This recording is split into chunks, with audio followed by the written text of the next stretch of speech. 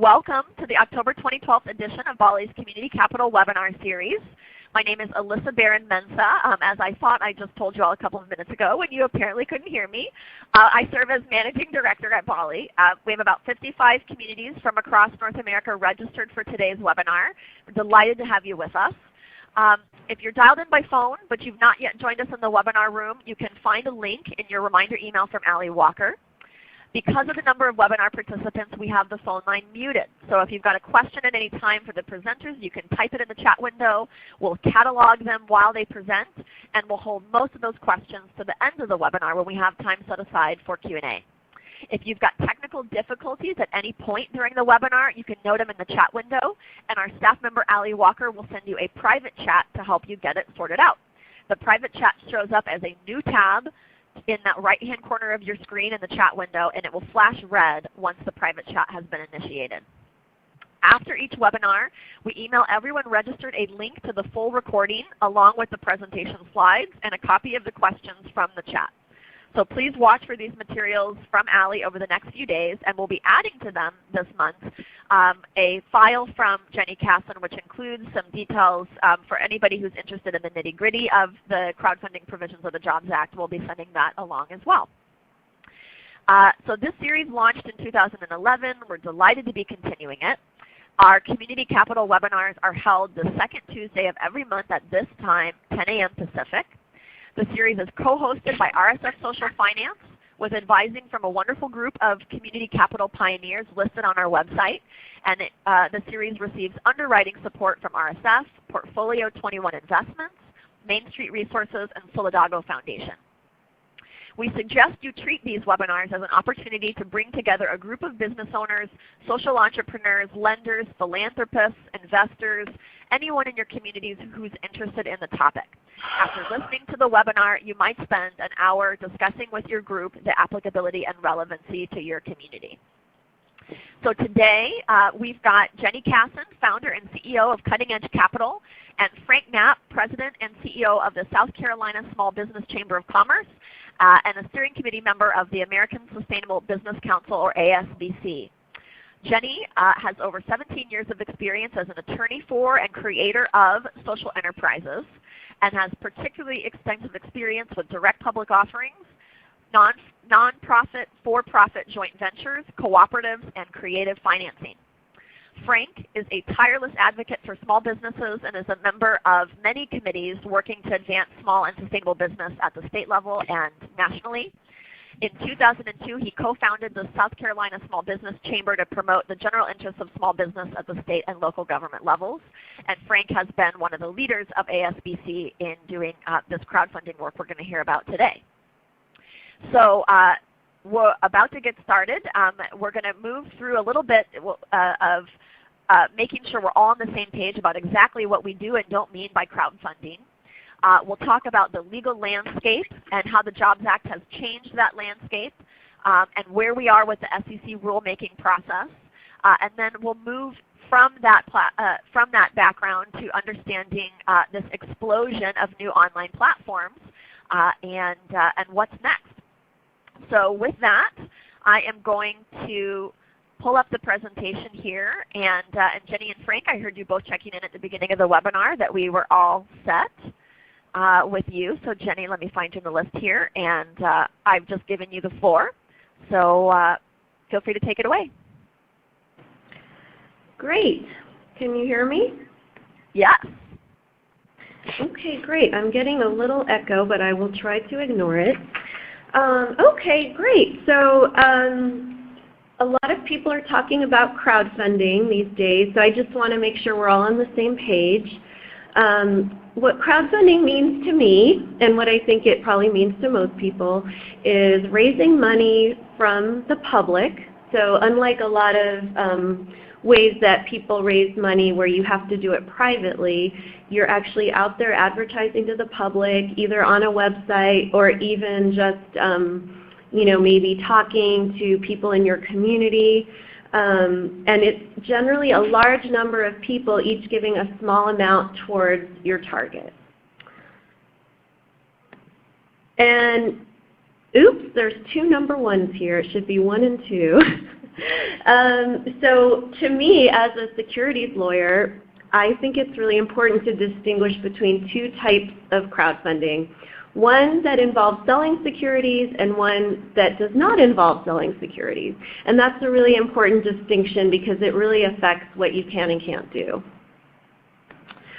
So what is a security anyway? There's a lot of kind of misinformation out there about what is and is not a security. And just to be clear, if something does fall in the definition of a security, you do have to be aware of a lot of rules surrounding that. So under federal law, it's any type of situation where someone puts money into something and is led to expect profits from that, and they have no control over it or very limited control. Now, in about 15 states, they actually have an even broader definition, and that includes, in addition to the federal definition, they also apply another definition which says anytime you put your funds towards a business venture and your money is at risk. So even if you're not really expecting any kind of financial return, if you're putting your money at risk to get something, some kind of benefit, then that could be a security. So here are some examples of things that are securities under the law. Common stock, preferred stock, LLC membership interest, notes, which is basically a loan. You can get really creative with securities. We have a lot of clients that come up with very creative kinds of securities to fit with their goals for their business and also things that might be appealing to their investors. So for example, we have one client called Farm Fresh to You that is selling notes in their offering, and the interest is payable in produce. So it's really anything that you're offering of value in exchange for money. And as I said, in 15 states, the definition is quite broad. So what can you say for sure is not a security? It's actually, a lot of things are securities, so there's really very few things that are not. But definitely what is not a security is a donation where the funder is giving funds just out of the goodness of their heart with no expectation of anything in return.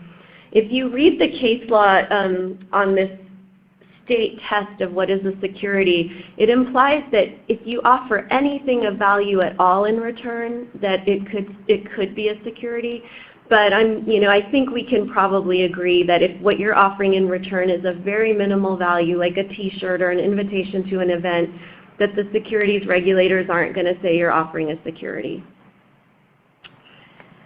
So I think there are a lot of things that are being offered right now on crowdfunding websites like Kickstarter and Indiegogo that are potentially getting close to that line of what is and is not a security. This is an example of an offering on Kickstarter where they're pre-selling a game. And I would say this could easily fall under the definition of a security under at least the state law. So I would be very careful when doing a crowdfunding campaign to make sure what you're offering is not a security, because you could run into some problems. So what I do is I help people offer securities to the crowd or do crowdfunding using securities. I think, doing donation-based crowdfunding is great, but it's very limited. When you can only offer something of very minimal value in return, it can be kind of hard to raise decent amounts of money when that's all you can offer in return. So I like to help people raise money and offer something in return, whether it's produce or whether it's money, whatever it is. So there are some ways to do that now. Under current law, of course you can go ahead and do an IPO, but that is incredibly expensive and complicated, so you really have to be a giant company to do that. What we help our clients do is what we call direct public offerings. And direct public offerings are, what you do is you do registration under state law, and you get the okay from state securities regulators to offer your investment to the public. Now, coming soon is the new law, the Crowdfund Act, which is a part of the Jobs Act. And then also there's another part of the Jobs Act, which I'm not going to talk about, but you might want to kind of look into, is there will be a new rule going into effect where if you're offering investments and you're only taking accredited investors, which means wealthy investors, you will be able to do a public offering of those kinds of investments. Okay, so here's some examples of businesses that have done direct public offerings. Some of these are our clients, some of them aren't. They've all gotten the okay from the state regulators in the states where they're offering their securities to actually go ahead and offer these to the public. And they're offering lots of different kinds of securities: debt, LLC membership interest, common stock, etc. And actually my business is doing one right now, and I definitely invite you to check it out. You can see an example of what it looks like. You can just go onto our website and click on where it says Invest in Cutting Edge Capital, and you can actually see our offering materials to sort of get an idea of what it looks like to do a direct public offering. So I wanted to just quickly talk about the Crowdfund Act, which is going to create a lot of new opportunities for crowdfunding of securities, crowdfunding using securities. And I just wanted to give a really quick background on how it all happened. So this shows a piece of an article written by Michael Schumann, who many of us know. He's a fellow at BALLE as well as Cutting Edge Capital. And he wrote this article back in 2009 because, as you know, many of us, once we learn about the securities laws, it's very frustrating to know that there are many, many limits on how you can offer securities, especially if you want to offer them to the public and to non-wealthy people. So he wrote this article and he said, basically, why doesn't the SEC exempt from its usual expensive disclosure requirements any low-risk public ownership of locally owned microbusiness? And what he's basically saying is, let's exempt offerings of investments where the investor doesn't put in any more than $100 per investor. And the idea was that, you know, really we don't see a reason why the SEC needs to be so concerned if it's that small an amount. So, so he put that idea out there, and then Paul Spinrad of Make Magazine independently came up with the idea that we needed to lobby the SEC to create some kind of an exemption for small offerings. He works with people who make all kinds of cool stuff, and he was also frustrated how hard it was for them to raise money. So we raised money on Indiegogo to compensate our nonprofit Sustainable Economies Law Center to actually write a letter to the SEC to request exactly the exemption that Michael Schumann had proposed. So here you can see up on the SEC website, you can see our letter submitted in July of 2010, request for rulemaking to exempt securities offerings of up to $100. And of course, nothing happened. The SEC did not respond. Here's a picture of our letter. We did get a lot of comments on the SEC website supporting our proposal, but the SEC did nothing. But, and I'm not going to go into the long story, but American Sustainable Business Council and a lot of other people got really involved and actually got the attention of the President and Congress. The President proposed an exemption for small offerings. A version of the bill passed the House 345 to 10 in November of 2011. And then the law was amended somewhat, and it was finally signed by the President on April 5th, 2012. I was there along with Michael Schumann and Amy Cortez, who wrote Loca Vesting. I'm not sure if Frank was there. I don't think he was, but he might have been. But a lot of us who were there at the beginning were all invited to the signing ceremony. And so there's this new law that is now in effect. And as Alyssa mentioned, I do have a document where I summarize the provisions of the law. It's also up on my website as a blog post a couple of maybe about a few months back. But you can see all the details of what's actually in there. But the general results is that once this goes into effect, and it has not gone into effect yet, there will be a new exemption for offerings of up to $1 million as long as each investor invests no more than 5% of his or her annual income or net worth. And you must conduct your offering through a registered intermediary. If you're the issuer, the company trying to raise money, you can't use this by yourself. You have to go through a registered intermediary. And what the law did is it didn't make this go into effect. It just said, here's the general outline of what we want this to look like. Now SEC, go ahead and do some rulemaking to put some meat on the bones of what this is going to look like. And there is a deadline that they're supposed to meet to complete their rulemaking process, which is in early 2013, but we don't know if they will meet that deadline. So this summarizes some of the requirements for issuers.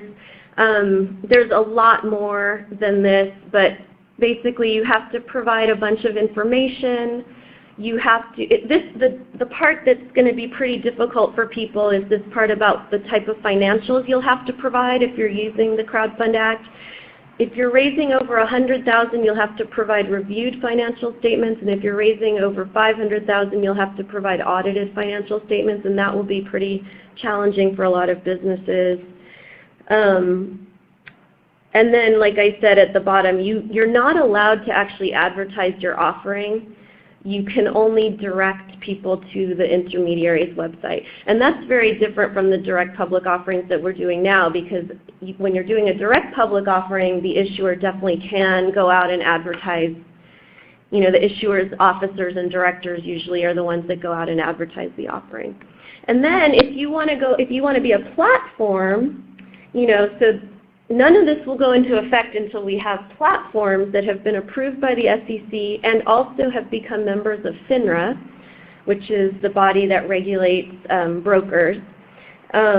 So to have any platforms at all where you'll be able to actually do this, someone will have to comply with these rules. I know there's many sites out there that are saying that they're going to be doing this, but we won't know for sure who's going to be doing it until the SEC and FINRA complete their process, and then we find out who actually gets accepted by the SEC and FINRA to actually do this. So there's all kinds of requirements of what they'll have to do. They'll have to make sure the investor understands they can lose all their money. And the general rule is that if you're selling securities like this for others, you have to be a licensed broker-dealer, but there is an exemption for these platforms. They don't have to be broker-dealers as long as they don't offer investment advice, solicit purchases or sales, compensate employees for solicitation, and manage investor funds. So you'll notice that there's a lot of people out there who are planning to be crowdfunding platforms that do not have broker-dealer licenses, and then there are others who do. So I think that's where I will stop and turn it over to Frank. All right, and Frank, I will give you the floor so you can advance the slides. There you go. Thank you very much. And Jenny, thank you very much also. I want everybody to understand the important role that Jenny and her team played in getting where we are today. Had it not been for the crafting of that petition and submitting it back in July of 2010, we wouldn't be having this discussion. So all our hats should be off to Jenny and Michael and Paul and those who worked on those in those initial days. So I am Frank Knapp. I am the President and CEO of the South Carolina Small Business Chamber of Commerce. I'm also the Vice Chair of the American Sustainable Business Council. Both of those organizations were very pleased to be involved back to 2010 in supporting the petition that's gotten us where we are today. So I wanted to do is pick up where Jenny left off, and wanted to make sure everybody understood that there was some change from the House version of the Jobs Act to when it was approved by the Senate and signed by the President. That the American Sustainable Business Council was involved in amending the Jobs Act when it got to the Senate. ASBC and some of our partners felt that there needed to be some improvement on the crowdfunding section to to give more assurance to the consumers that fraud would be controlled as much as possible. Hey, Frank. Yes. I'm having a fine time hearing you, and the BALLE folks on staff have said they're having a fine time hearing you as well, but we've had a couple participants ask if you could speak louder, so some folks may be having, so if you can talk just a little bit louder, and then please continue. All right, I will do that. I'm not too often that I'm asked to speak louder. There's always an exception. Yeah, I guess so. Well, anyway, the point I was simply making is that the American Sustainable Business Council did work with the Senator Merkley's office, Senator Scott Brown's office, and some other offices to make sure that the Senate version of the crowdfunding part of the Jobs Act was approved, and that was successful. So, as Jenny's already indicated, the SEC has 270 days to approve, to implement the regulations to enable crowdfunding to take place. That would put us sometime in January of next year. As she's also implied, that we're not sure that those deadlines are going to be met. The SEC is behind schedule on a lot of things that they're supposed to be doing. So we're just not sure what's going to happen. Nobody knows when things are going to move forward. I will tell you where the SEC is right now. They are accepting general comments in their informal comment period right now. And you can go to the SEC website, and on the screen you can see the link to information about the Jobs Act and where you can actually go and make a comment. You don't have to be anybody special. You simply can go and follow under the crowdfunding section to actually submit a comment that would be posted then for everybody to see. And from there you can also go read all the statements and comments that have already been made, such as the American Sustainable Business Council, with Jenny leading the way, has submitted a proposal for a two-tier regulatory system for the crowdfunding exemption, which would reduce the regulatory burden for small local offerings. And so if you go to that site right there, the link you see there under ASBC proposal to the SEC, you will see exactly what was submitted.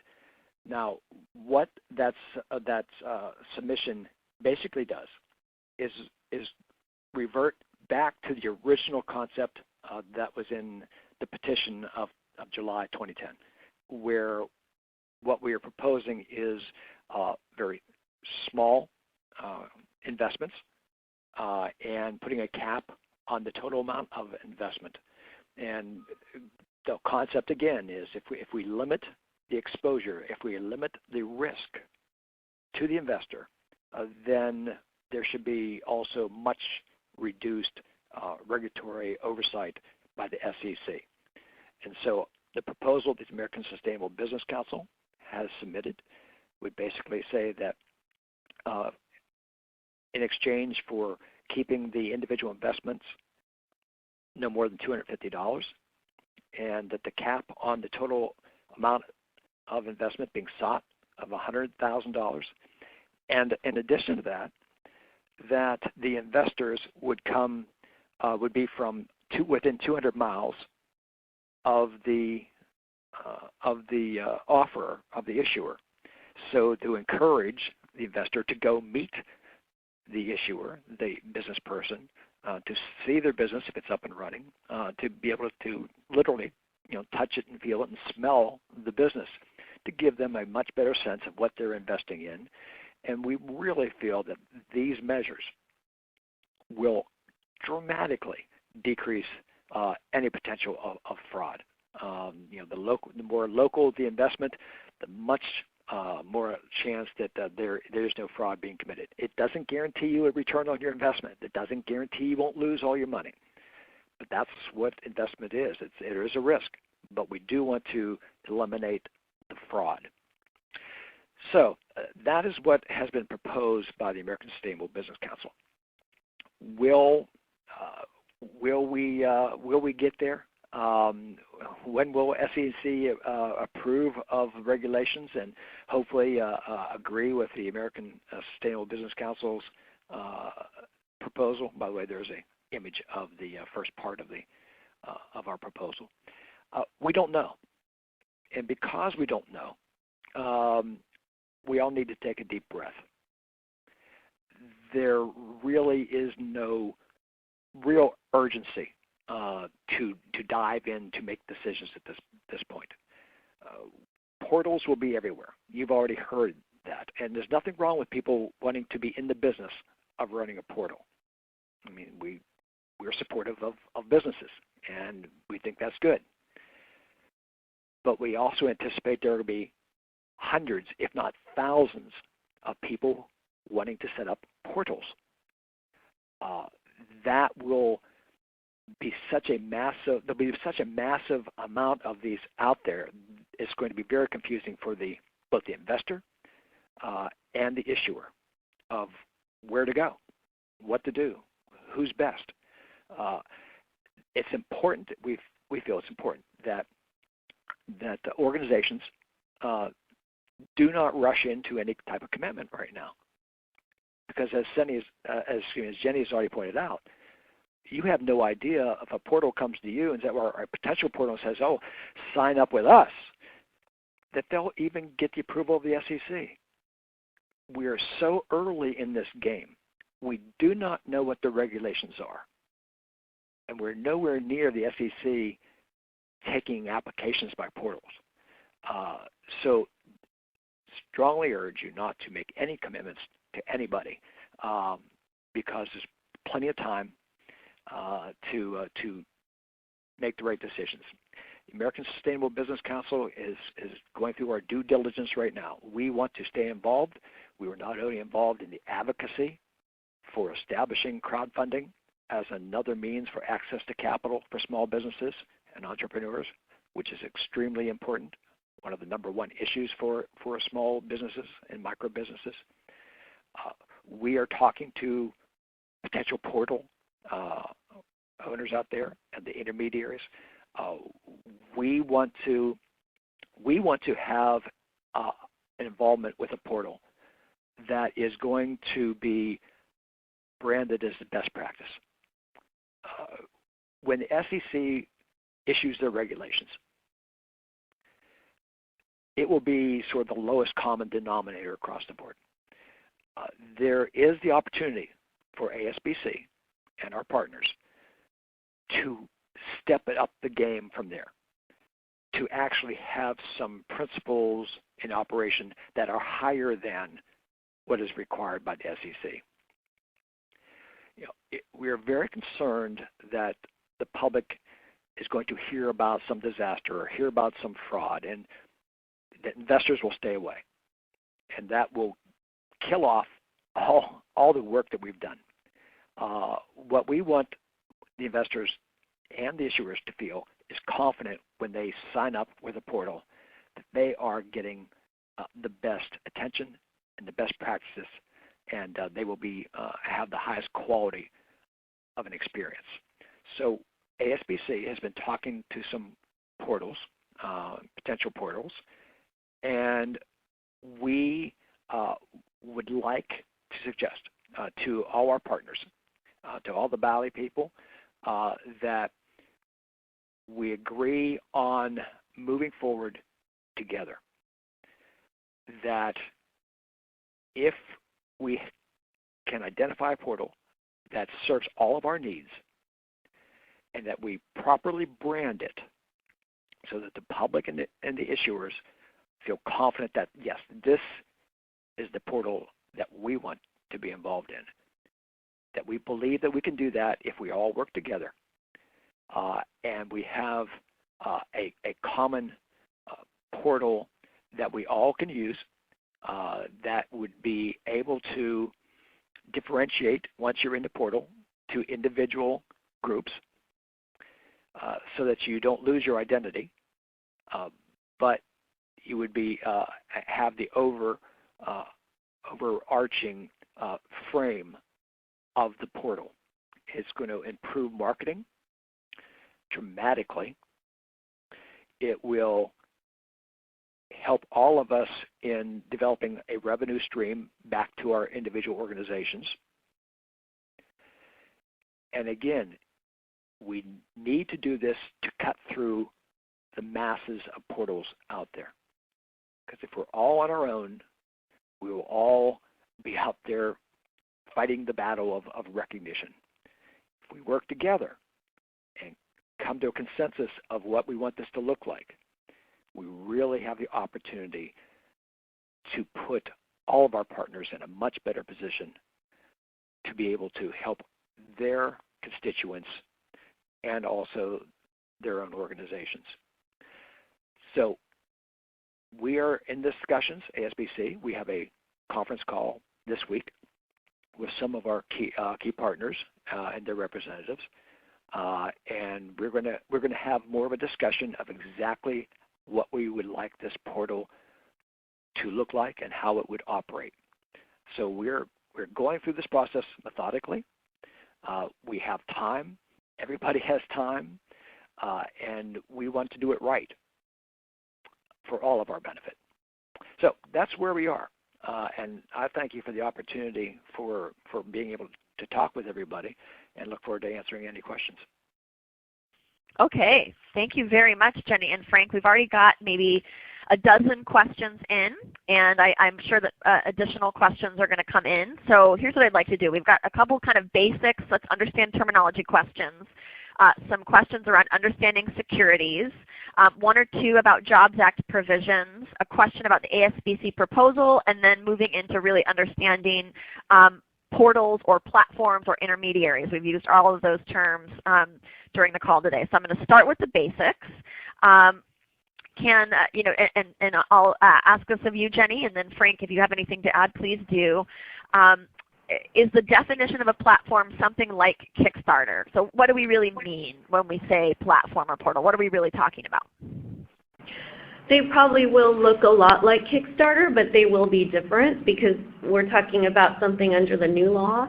We still don't know a lot about what they'll look like because the SEC hasn't even done any proposed rules, and FINRA hasn't done any proposed rules either. But it will probably look a lot like that, but it will just be a place where you can actually invest in securities as opposed to just making donation-based donations the way you can now on Kickstarter and Indiegogo.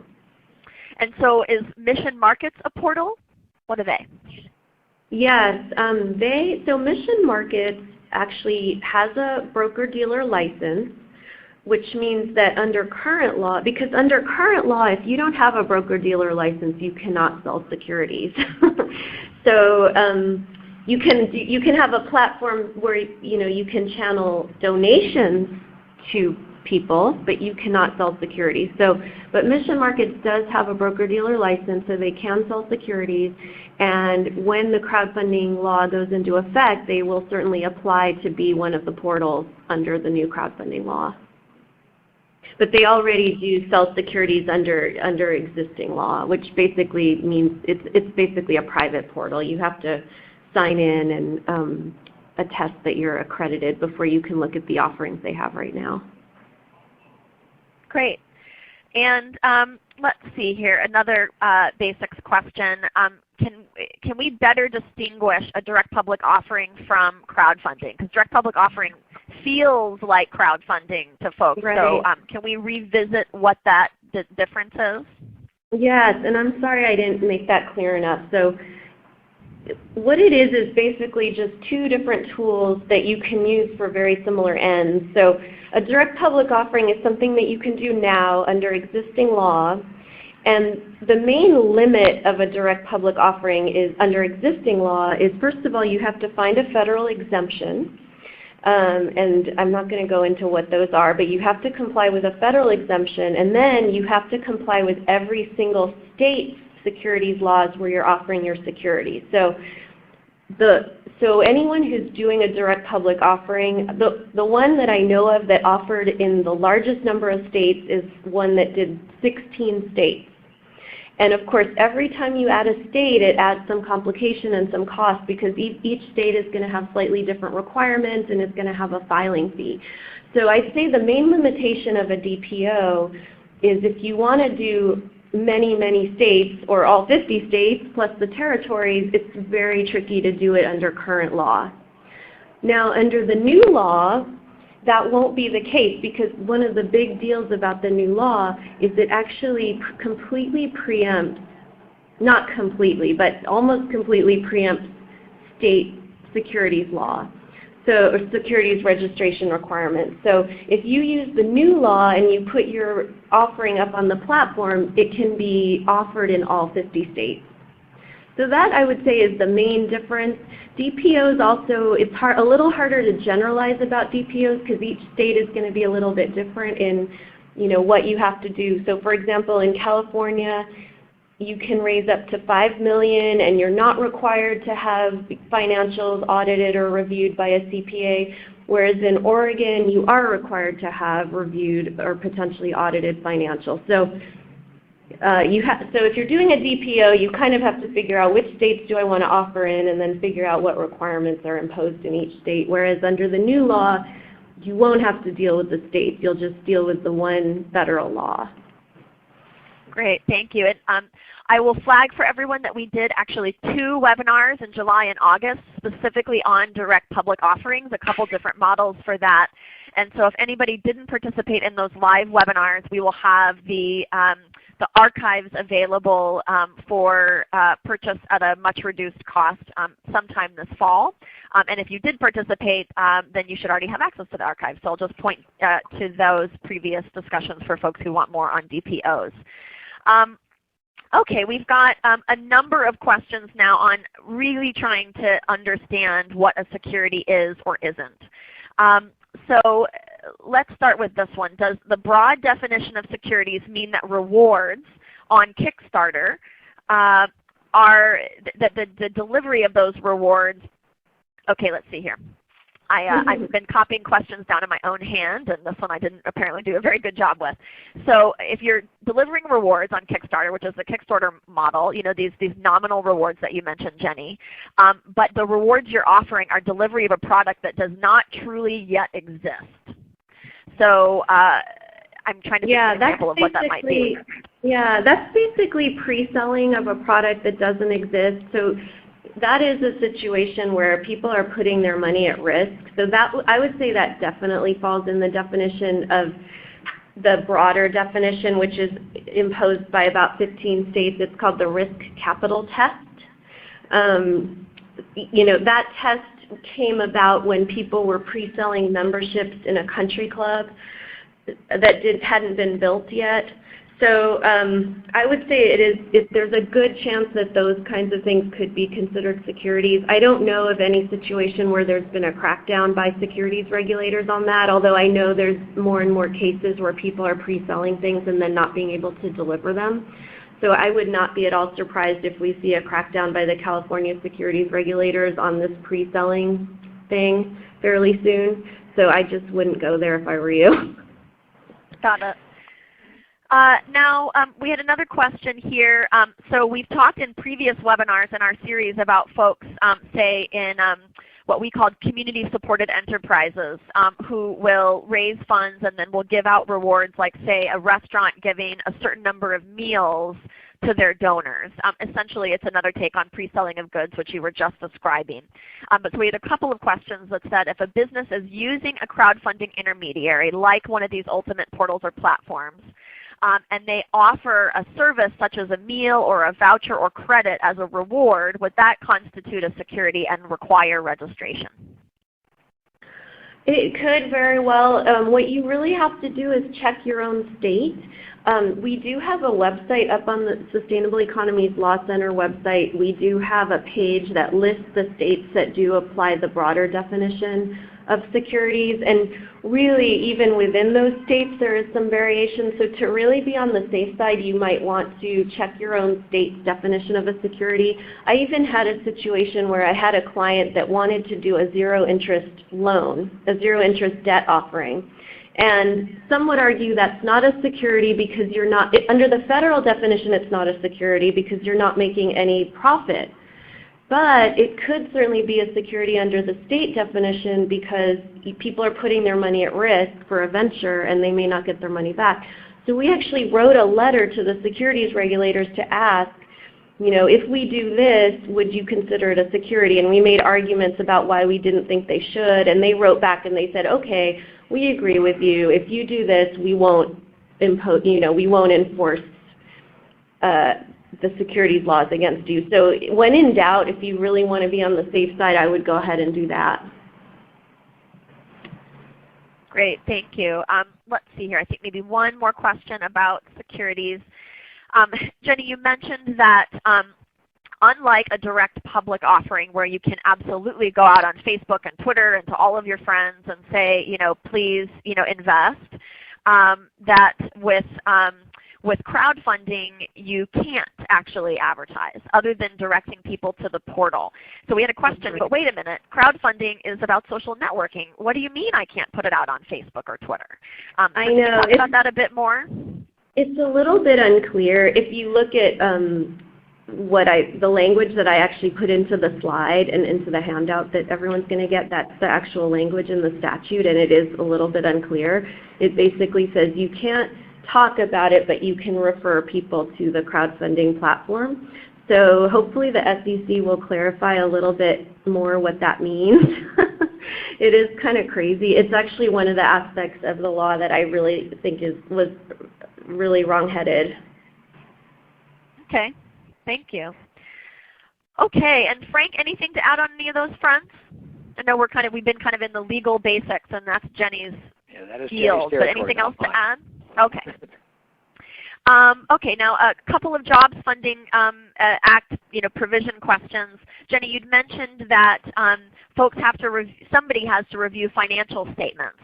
In certain kinds of situations, and who would have to review those financial statements or the audited? Yeah, so just to clarify that's like a term of art, which basically means you have to pay a CPA. The term reviewed financials and the term audited financials has a very particular meaning in the accounting industry. So you have to pay an accountant, a CPA with a special license to do the reviewed or audited financials, and it's very expensive. We have a client who is doing a DPO in Arizona, and in Arizona they are required to have reviewed financials, and he tried to find a CPA that would do it for him, and it's going to cost him $5,000, and audited financials cost a lot more than that. So I think that's going to be a big problem with the new crowdfunding law, is very few people are going to be able to afford to have reviewed or audited financials, and that's often not required when you're doing the state level DPOs. Interesting. Okay. Actually, I think we had one more securities question here. If the public is asked for debt capital where they're getting an interest rate return versus an equity-like return, would that constitute a securities offering? Yeah, debt, equity, anything where you're offering any kind of return, those are all securities. Now, one thing we don't know for sure is whether under the new crowdfunding law, whether you will be able to offer any kind of security or whether there might be some limits on that. And that could happen under the regulations, or it could also be imposed by the intermediaries. It's possible that the intermediaries will only want you to offer certain types of securities on their platforms to kind of standardize things. That's another really great thing about doing it under the current law, is it's completely up to you what type of security you offer. You can get really creative, whereas I'm not sure that will be the case under the new law, but we don't know yet. Okay. Now to go back to this piece we were just talking about in terms of weird or not, that with crowdfunding you can't actually advertise other than pointing folks to your intermediary. Is that for unaccredited investors, the 99%, or is that also for accredited investors? Is it everyone, or is it just unaccredited folks? So if you're raising money under the new crowdfunding law, you cannot advertise except to direct people to the crowdfunding platform. Great. Under any circumstances. Okay. Now we had a question. I think it's actually come in a couple of times now. There was this idea of a $100 investment limit, and I think that goes back even to kind of Michael's article that you were talking about. Is that still in place with the Jobs Act that went through? Or is it just the 5% of income or wealth? Right. So they did end up changing that.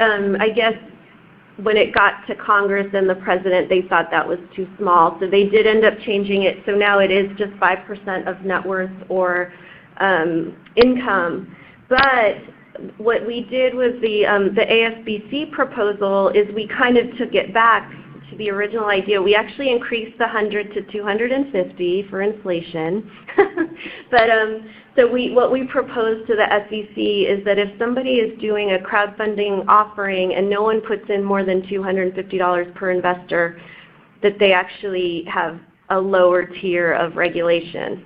So we kind of are pointing them back to that original idea. But yeah, that $100 thing died pretty quickly when Congress and the President started taking it more seriously. I guess they just thought that was, a lot of people were just like, that's nothing.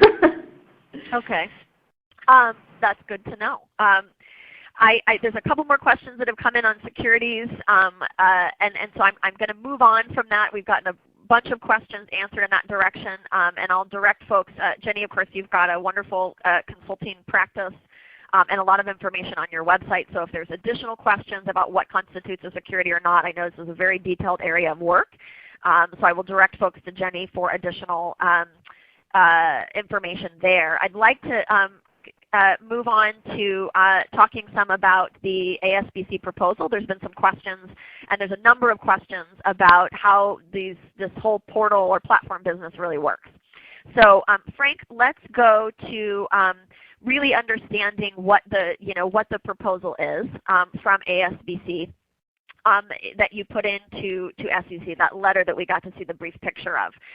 There was a question that said, would the ASBC proposal limit crowdfunding at the lower tier to something with little broader impact than what can be achieved through a direct public offering? And so the person said, am I understanding that correctly? Well, I'm going to have to let Jenny talk about the direct public offering because she has the experience, and then we can differentiate from there. Okay.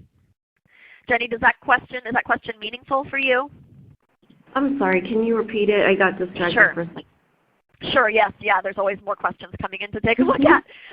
Would ASBC proposal, again, what we're talking about is the letter that they put in to the SEC, would it limit crowdfunding at the lower tier to something with little broader impact than what can already be achieved through a direct public offering? So it sounds like a legal opinion question to me. It's pretty, those two things are very different. With a direct public offering, there's a lot more flexibility with a direct public offering. So that, if the ASBC proposal went into effect, what you could do under that rule is much more limited than what you can do with a direct public offering. Because what that would require is no one gives more than 250 each. It has to be within a single state or within a 200-mile radius. The maximum you would be able to raise is $100,000, whereas with a direct public offering, there are no limits like that. Great. And also, Jenny, the direct public offering is not limited to a small investment, correct? Right. There's no limit. You could do a direct public offering and sell your entire offering to a single investor if you wanted to. And Jenny, let me ask you, Jenny, then about the direct public offering. How elaborate is that? How costly is that? It really does vary on a state-by-state basis. Generally, what you have to do is prepare an offering document and some other materials and submit them to the state, and then the state asks you some questions, and you kind of go back and forth until the state is satisfied that you're providing enough information to potential investors that they can make an informed decision on whether to invest in your company. So, each state is different. Like we've done several in California. They're very, very easy to do, but the state takes a long time to provide the permit. We've done them in other states where they're much faster. So it's hard to generalize, but they're not that difficult to do. Okay, great. Thank you. So Frank, again, another ASBC proposal question for folks who may not, of course, have read all of the details yet, and we've given them the links so they can do that now. But was the 100K cap on total investment in the ASBC proposal for each investment someone might make, or the max a business could take total? That was the aggregate cap of the investment being sought by the business. The aggregate cap. So that means each business could seek a total of $100,000 across all crowdfunded investors. And that's what the proposal suggested. Yeah, that was right. And that's per year. Per year. Right. Great. And again, okay. the reason for the limits, both the individual investor limit and the aggregate for all investor limit per offering, was to ask the SEC for lighter treatment when it comes to the regulatory process. Okay. We had talked to some folks who were quite knowledgeable about the SEC and about this process, and they were quite concerned that that small business that were not looking for that great of an investment. I mean, it could be, the example is always used as your local baker who wants to open up a shop on the other side of town and they need an oven. It's going to cost $50,000. That they would be more inclined to do that if, with lesser regulatory oversight. And so that's what this was really about, is trying to promote local economic development. We weren't really concerned with those who were seeking to raise $1 million. Got it. Okay. Now, as folks are kind of getting their head around what would it mean for there to be this collaborative platform that you're describing, we had a question that says, okay, are we saying that all organizations like ASBC represents, so BALLE and other groups that are working with small and medium businesses, with sustainable businesses, are you suggesting that all of these groups throw their integrity behind a specific platform or group, or with an accreditation stamp of approval? The suggestion is that if all the partners of ASBC can agree on an approach with a singular portal, and agree on how that portal will operate, and how within that portal each of the individual organizations, local groups, would act within that portal, and how people would find them within that portal, and how a revenue stream might be developed for those groups to receive. If we can do all that and agree on what our best practices are going to be, and how the portal will operate, and then how that will be marketed to the public in general, both to attract the investors and also the issuers.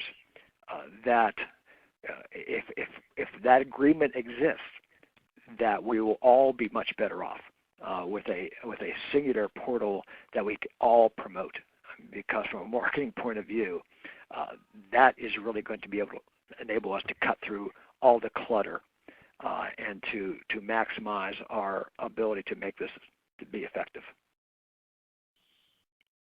Great, thank you. It's helpful to understand more about what your vision is there. There's been a couple of questions here about, is BALLE planning on developing a portal, or could BALLE networks create their own portal as a revenue stream? So I'll answer the first one. BALLE right now is not planning on developing a portal. We are following the development of many of these individual portals that are popping up. Again, none of them have approval yet from SEC. We need the rules first. We're also following ASBC's proposal. So our goal here is to just keep on top of all of the developments and kind of keep passing along information to our community. To this issue about how does a portal fund itself? Is there opportunity here for revenue streams? We had a question here about in this collaborative portal, would there be niches for subgroups within that? Frank, my understanding is what you're talking about is a broader kind of meta portal or platform, and then a lot of folks could work within that. So there could be sub-branded pieces potentially. Is that right? Oh, I think you're absolutely right. We don't want the the individual organizations and the local organizations to lose their identity. We're simply saying let's work together as a team to maximize all of our effectiveness. So the revenue stream would be in place so that from wherever the investor sort of enters into the game and wherever the issuer is exactly underneath this giant portal, that it will be easy to track where the money comes from and where the revenue stream should go. Great. So we have very little time left, and I have a couple quick closing announcements. We had a question, can a crowdfunding platform offer multiple offerings? Yes. Hopefully that's become explicit as we're talking here. Could somebody address just very briefly how a portal gets paid, maybe in like 20 seconds, so people kind of understand what the impetus is for wanting to be a portal? Jenny? I think it depends on whether they're a licensed broker-dealer or not, but in either case they would take some kind of a fee out of the proceeds of the offering. Great. So there would be some kind of fee there just in order to kind of pay for the technology, for keeping it up and running, that kind of thing. Yeah, I think if you're a broker, I think there is a commission involved if you're a broker-dealer. And I think if you're just a portal, there will be fees involved. Okay. So, there's a couple of questions we haven't had a chance to get to. This is a topic of tremendous interest. So as I said, BALLE will keep following what's happening and kind of spreading the word through our newsletters and our newsroom and social media. But there was a great closing question, which is, okay, we're waiting for the SEC rulings. We've heard it's supposed to happen by January. It may or may not. What can I be doing in the meantime? So as I said, you can keep watching the BALLE space. Community capital is a huge theme for us, so we'll continue trying to report on what we see. But how else? How else can folks be prepared or organized? Where should they be watching? What tools can they be using in the meantime? Well, there are organizations out there that are I think created to sort of be a part of this process. Most of those organizations involve portal developers and people who are going to be portals, as opposed to investors or people like organizations like BALLE and their local groups. I would encourage just to stay involved with your parent organization and let them keep you up to date on what's going on. I mean, this is like going to be watching grass grow for a while. I mean, it's just not going to be much there to see. There'll be a lot of things going on behind the scenes, but nobody really knows how what's being taken into consideration and who's actually listening at the SEC. And as time goes on, we'll have a better idea. But then when finally the SEC will close down the informal commentary period, they will issue some draft regulations, and then there'll be the formal comment period. So we have a ways to go. So yeah, and I would be. Oh, go ahead. Sorry, Jenny. I was just going to say I'd be really careful about spending a lot of money right now on attending crowdfunding conferences or buying books on crowdfunding. There's a huge industry out there trying to play off of people's excitement about this, but there's absolutely nothing to say about it right now other than what's actually in the law. We have no idea what this is going to look like. So I would be very skeptical of anyone who claims that they can tell you, we're going to be the biggest crowdfunding portal, or, oh, we have the best conference that's going to tell you everything you need to know. That's just impossible right now. So save your money. And just stay in touch with BALLE and ASBC and watch our website. Sign up for our newsletter. We'll definitely report as we find out more.